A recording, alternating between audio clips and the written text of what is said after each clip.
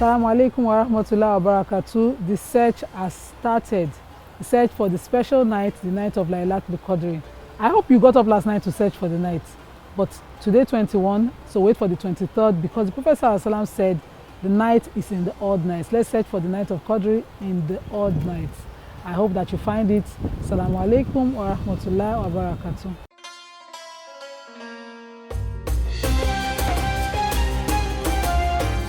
Today on the show, we'll delve into the essence of Ramadan as we listen to soul-lifting Quranic recitation, and our Sheikh will answer some popular questions about Islam. You don't want to miss our favorite part, IFTAR with NYMA. Welcome to IFTAR with NYMA.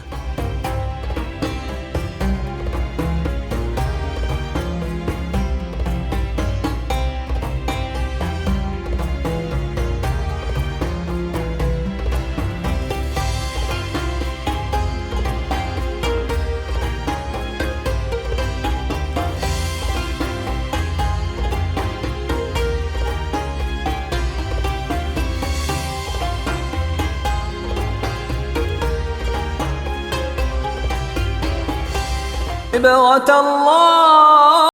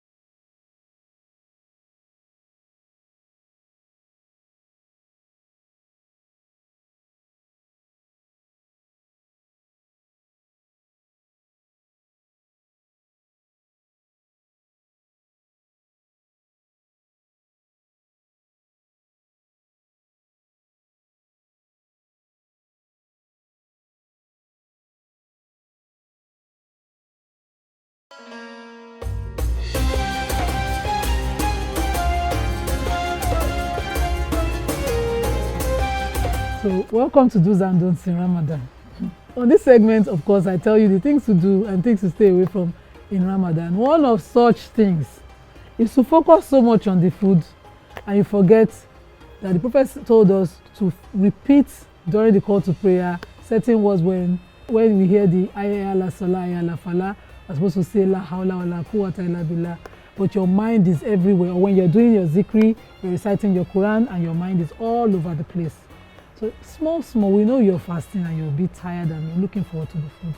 But focusing on the food, totally wrong.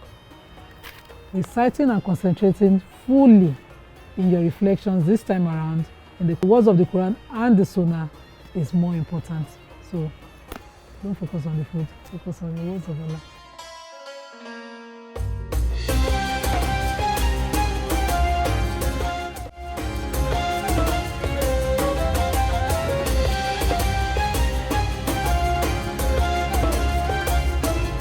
بسم الله والحمد لله والصلاة والسلام على رسول الله وعلى آله وصحبه أجمعين وبعد.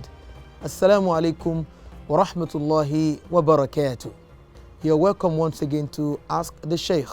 As a Muslim, what are some personal practices or ritual that can help in deepening my faith and connection with Allah?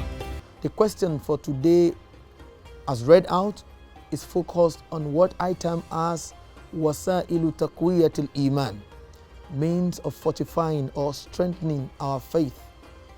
The questioner wants to know how to fortify his faith. First and foremost, I would like the questioner to know that faith resides in the heart. And the Prophet Muhammad sallallahu alaihi wasallam has said in one of his hadith, he said, "Inna fil jasad mudghah, idha salaha al jasadu kullu, wa idha fasada al jasadu kullu." This lump in our body, which we call the heart, has the tendency of affecting every other part of our being, and that is the heart. The Prophet said, Allah, listen to me, I want to tell you, al-qalb, or hiya al-qalb, it is the qalb, it is the heart.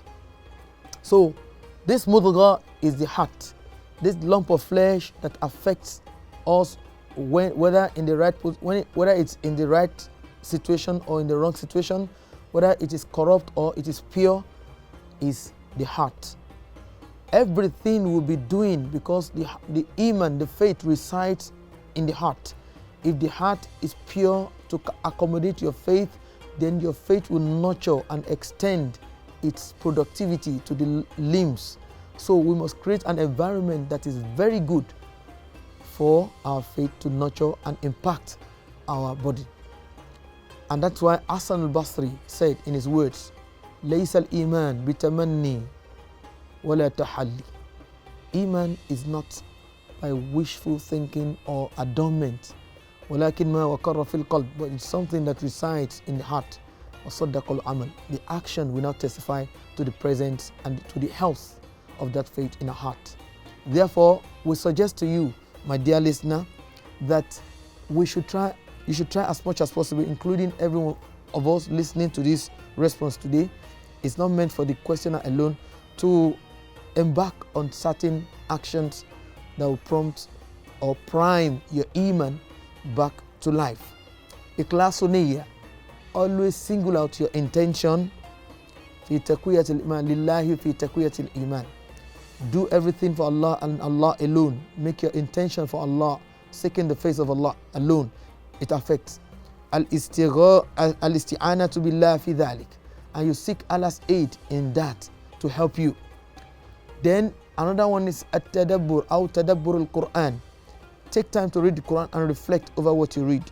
Don't limit yourself to the letters of the Quran. Go further by understanding the import of the letters, the meaning. Similarly, talabul ilmi nafi', seek beneficial knowledge. Go sit down in the presence. You use manhaj talaqqi, receive it directly for those who will feed you with words of faith, and you get it from them. Similarly, hilaq al-dhikr, find circles of remembrance, either where they say the words, make the azkar, and the azkar will make life come back into your heart. Then you gain the ability to do it alone.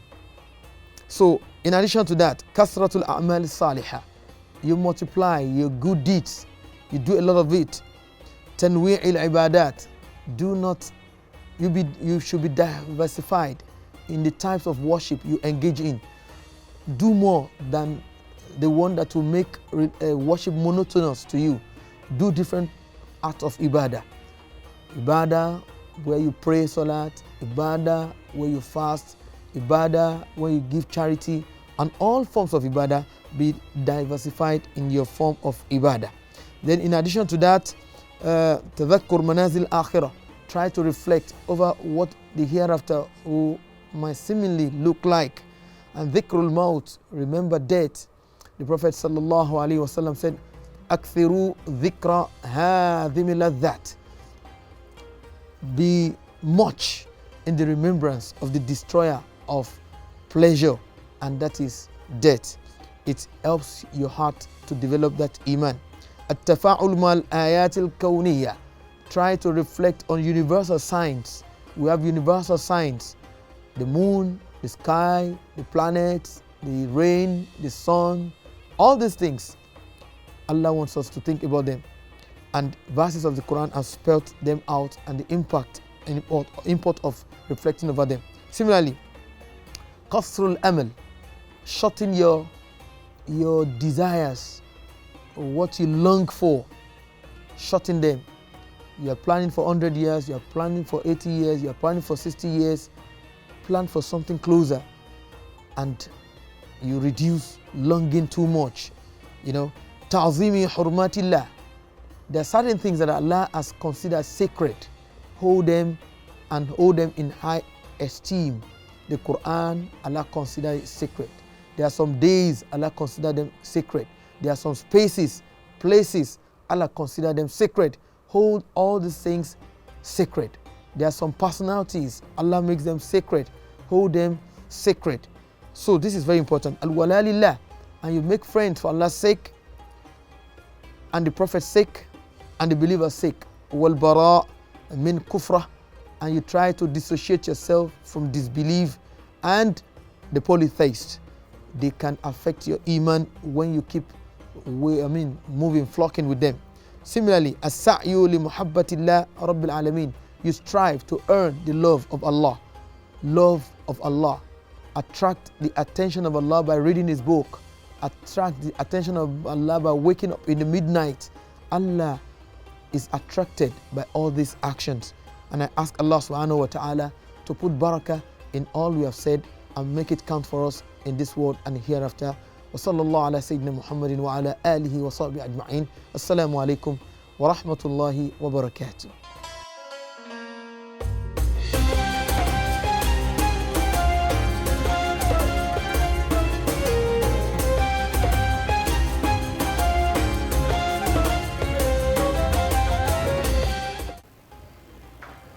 Assalamu alaikum.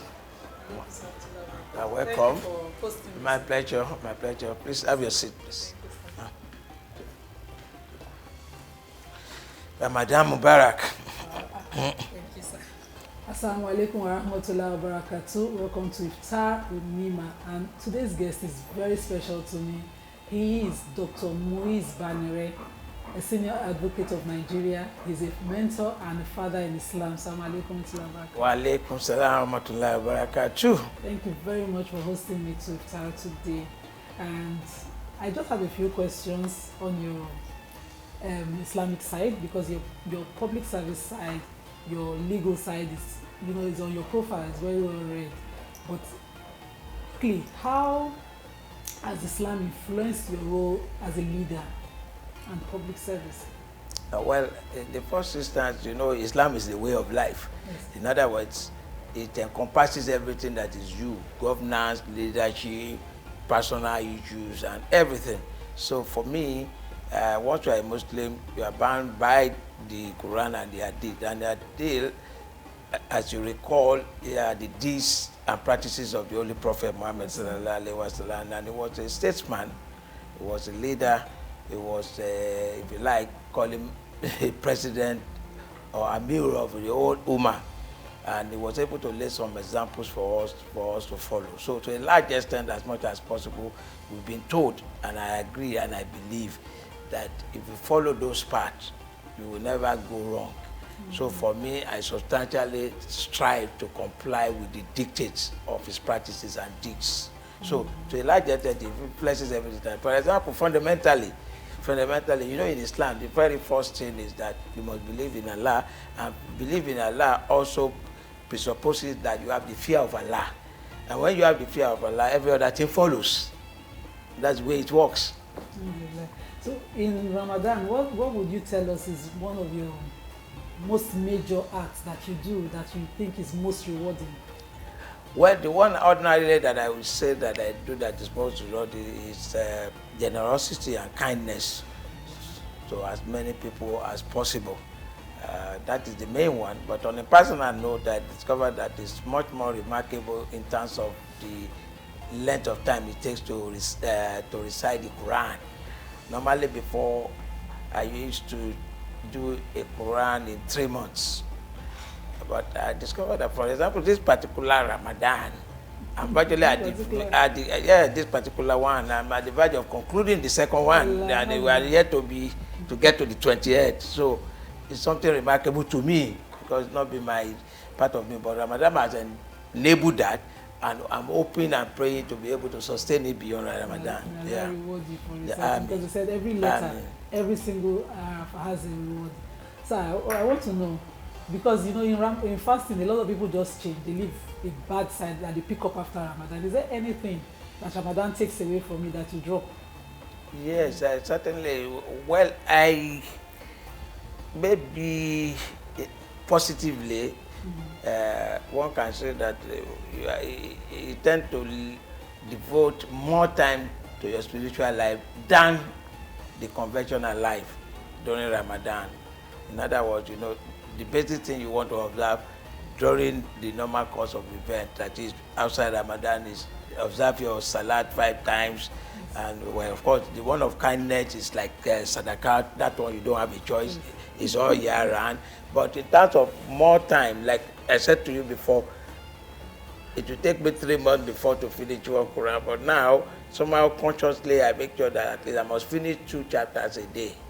And I just discovered progressively now I do 4. I do 2 in the morning, 2 in the evening. So it's progressing like that. So that means you have to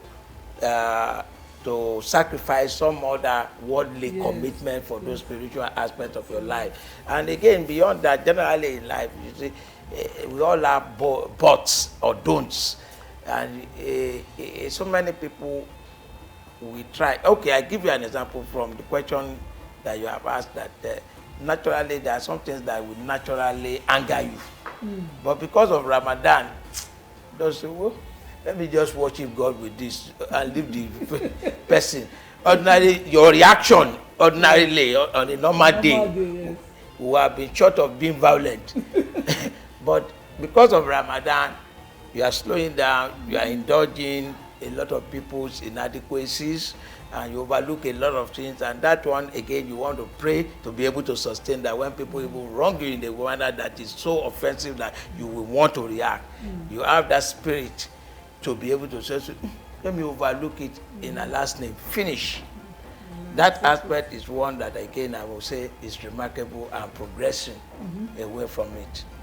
The only one I've not succeeded, and I'm still awful, is the aspect that I'm very good at keeping my list. Very, very good at it. I can do without talking to somebody forever. But I know as a Muslim it's not a good attribute. Again, I'm struggling with that one. Because I tell people, when you wrong me and I tell you, you are lucky. If I don't tell you, Just be quiet. if I'm quiet. Because you say you build boundaries. Yes, exactly. You just define it and say, just maintain your lane and I maintain my lane. Period. But of course, that one is being able to start addressing, let me put it that way, not really overcome. But again, beyond that, again, is the aspect. One thing with some of us is that I enjoy Islam a lot.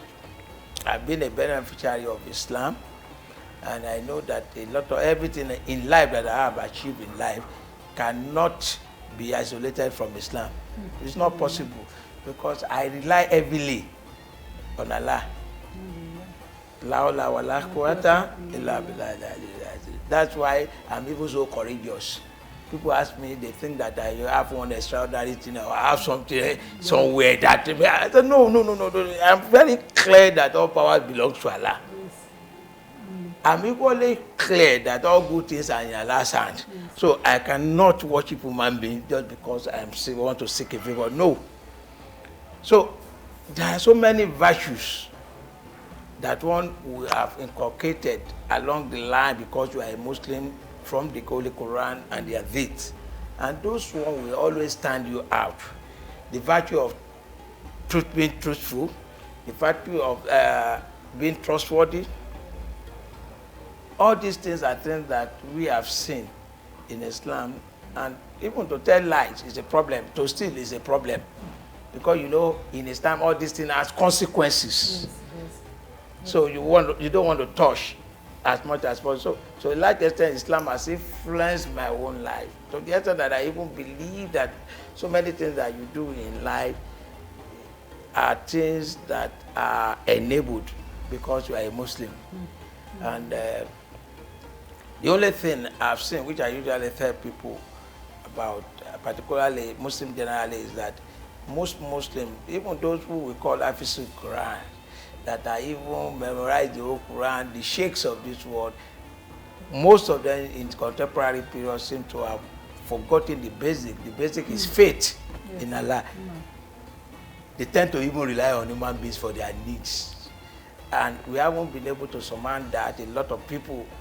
And I believe that that is one critical area that we need to address and let people know that if you have a faith in Allah, you believe in Him, that everything comes from Him, then you don't have to rely on human beings. Whoever will be your benefactor, Allah will send the person. It's not the person that you are looking at that might be your benefactor at the end of the day.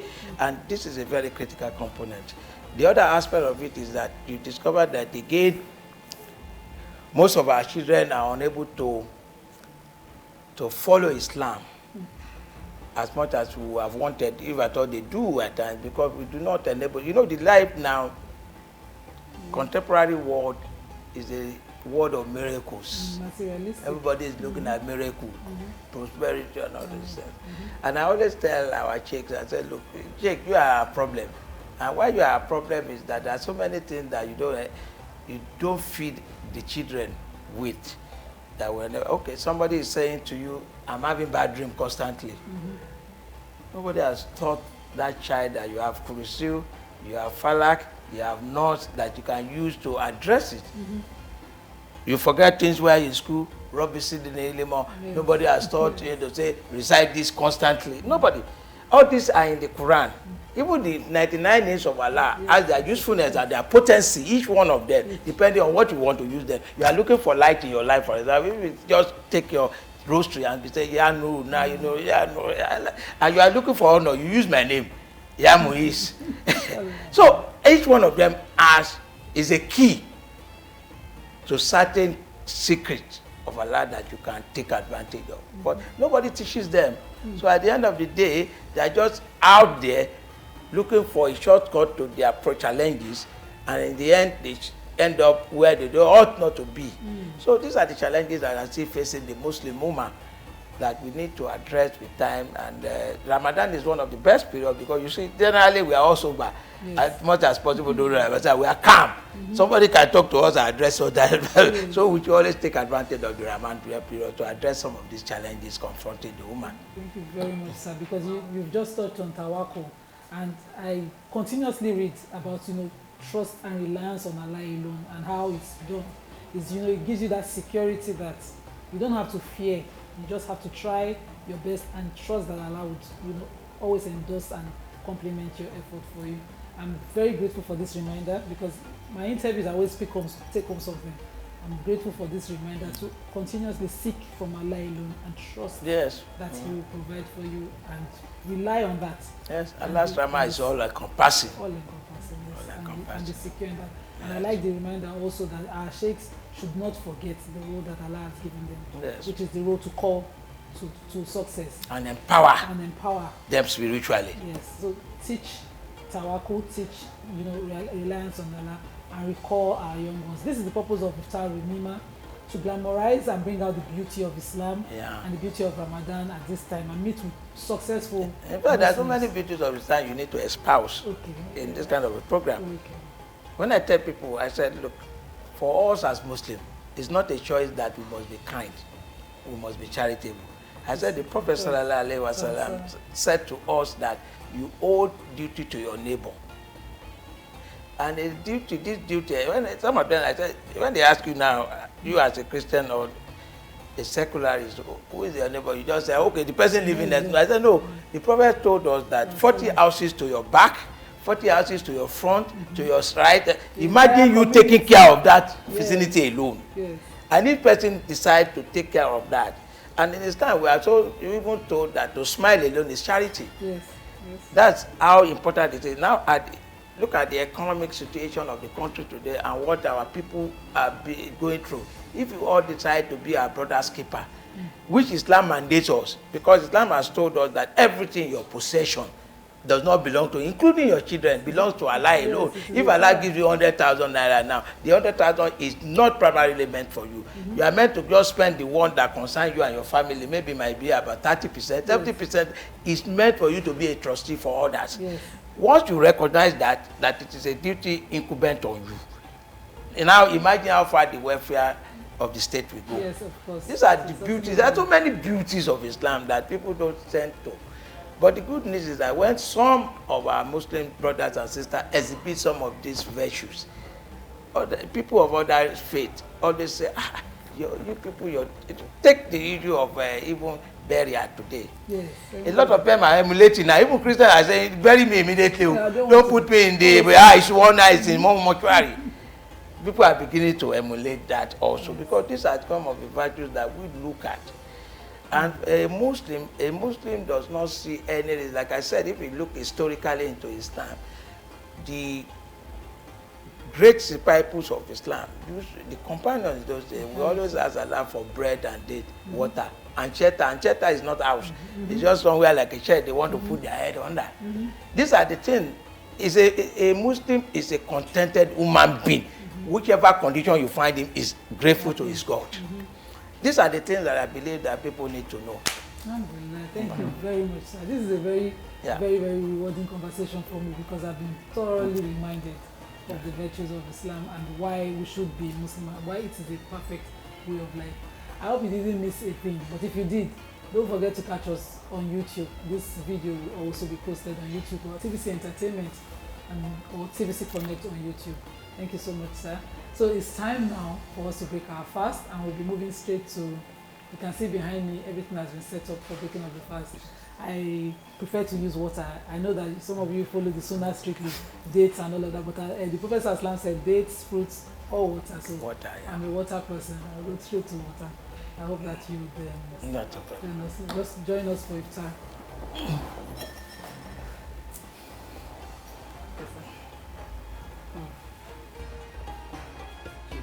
So there's dates. There's even advert style dates.